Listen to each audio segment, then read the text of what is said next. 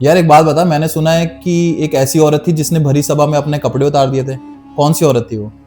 हाँ, एक सच्ची घटना है एक देवी की जिनका जन्म कर्नाटका के शिमोगा जिले के पास हुआ था।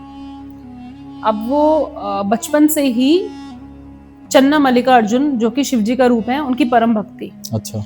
और बचपन से ही उन्होंने शिव को अपना पति मान लिया था। मतलब वो उन्हीं की साधना में लीन रहती थी। उनको सांसारिक मोह से कोई मतलब नहीं था। उनका बचपन से ये उसूल था कि उनको सिर्फ शिव भक्ति करनी है। अब वहीं के एक राजा थे, राजा कौशल।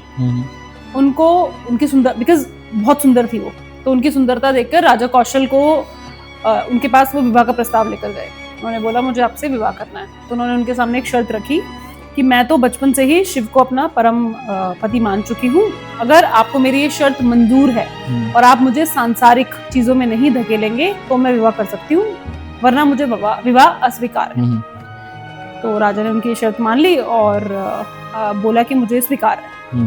अब शुरू में तो राजा ने उनके ऊपर कोई भी दबाव नहीं डाला। थोड़े समय के बाद राजा ने उनके ऊपर बहुत ज्यादा सांसारिक दबाव डालने की कोशिश करी, और जब इस चीज के लिए देवी ने मना किया तो उन्होंने भरी सभा में उनको लज्जित किया। भरी सभा में उन्होंने उनको बोला कि आज जो तुमने वस्त्र पहने हुए हैं, जो तुमने आभूषण पहने हुए हैं, जो तुम्हारे पास राजपाट है, ये सब मेरा दिया हुआ है, तुम्हारे पास तुम्हारा है ही क्या। तो उन्होंने इस गुस्से में आकर अपने वस्त्र, आभूषण, सब कुछ भरी सभा में सबके सामने त्याग दिया था और वहां से निर्वस्त्र होकर चली गई थी। तो एक बात तो बता, ये देवी का नाम क्या था? ये थी अक्का महादेवी। अच्छा।